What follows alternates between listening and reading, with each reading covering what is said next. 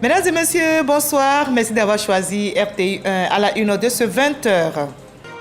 Le comité chargé de surveiller les activités financières s'est réuni ce jeudi à Abidjan. Il statue sur les placements réalisés par 12 opérateurs de transport, notamment des taxi-compteurs. Ils exercent sans agrément et sont fortement suspectés d'arnaque. Ils seront donc convoqués pour un éclairage sur leurs activités.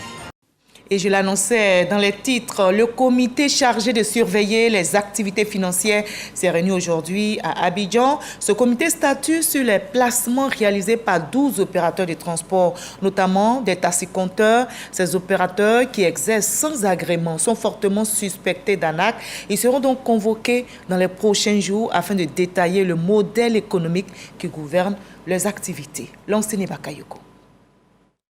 À cette session qui s'est déroulée à la Direction générale du Trésor et de la comptabilité publique, le comité de veille, dont le rôle est de surveiller les activités financières, a fait le point des investigations sur une douzaine de sociétés de transport opérant essentiellement dans le domaine des taxi-compteurs. Des sociétés de transport qui mobilisent l'épargne publique par placement sans avoir obtenu au préalable un agrément.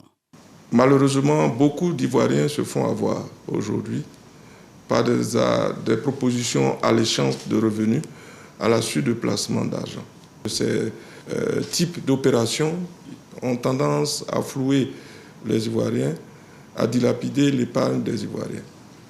On ne peut pas collecter l'argent de la population sans avoir reçu au préalable un agrément.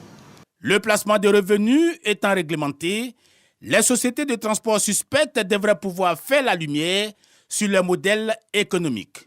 La décision fondamentale, c'est de convoquer l'ensemble de ces structures et de les entendre et voir leur modèle économique, voir si ce modèle s'inscrit dans les schémas existants. Et sinon, leur demander de mettre fin à ces opérations.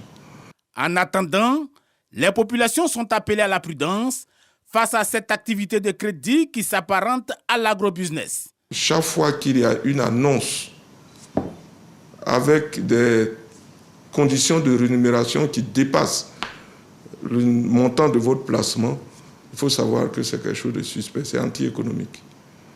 On vous dit, vous placez 50 000 et puis on vous donne 100 000. C'est alléchant, mais c'est anti-économique et c'est porteur de risques. Donc il faut que la population fasse attention à ce genre d'activité. Parce que notre objectif, c'est de protéger la population et son épargne.